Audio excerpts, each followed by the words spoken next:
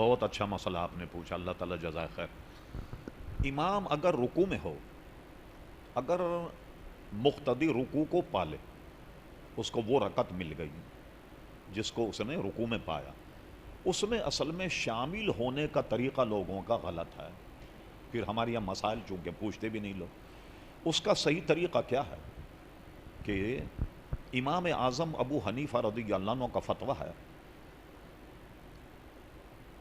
کہ جب رکوع میں جائے تو پہلے قیام کرے گا۔ نماز میں رکعت پانے میں تکبیر تحریمہ میں قیام شرط ہے۔ جیسے کوئی معذور حضرات جو نماز پڑھتے ہیں نا، وہ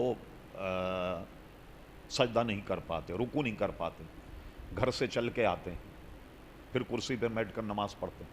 بھائی جب گھر سے چل کے آ رہے ہیں تو ان کو تکبیر تحریمہ کھڑے ہو کر کہنی چاہیے، اور اگر 5 منٹ 4 منٹ 2 منٹ بھی کھڑے ہو سکتے ہیں تو کھڑے ہوں۔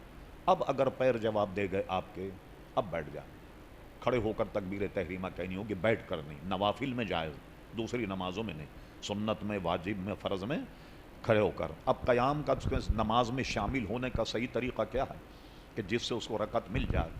پہلے نیت کرے اور تکبیر تحریمہ کہے، اللہ اکبر۔ اب ہاتھ باندھنے کی ضرورت نہیں، وہ تو مقامی۔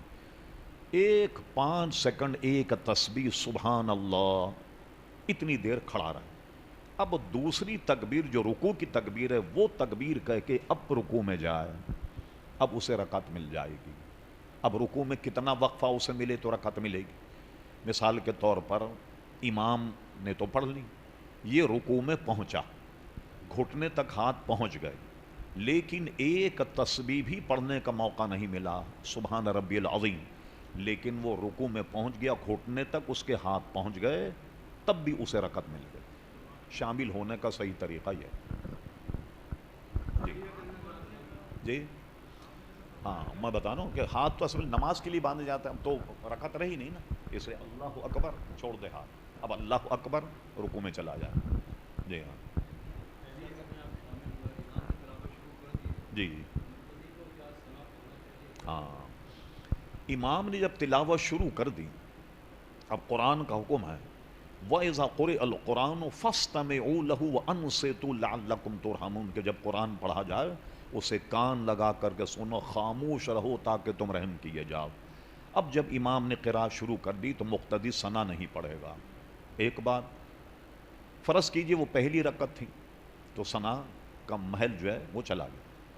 ہاں، اگر ایک رکعت اس کی چھوٹ گئی، وہ دوسری میں شامل ہوا، جب اپنی رکعت پوری کرنے کے لیے کھڑا ہوگا تو تب اسی طریقے سے نماز کا آغاز کرے گا کہ ثنا سے شروع کرے، اعوذ باللہ بسم اللہ کہہ کے، پھر اپنی نماز جو ہے وہ شروع کرے گا۔ سورہ فاتحہ بھی پڑھے گا، دوسری سورت بھی پڑھے گا۔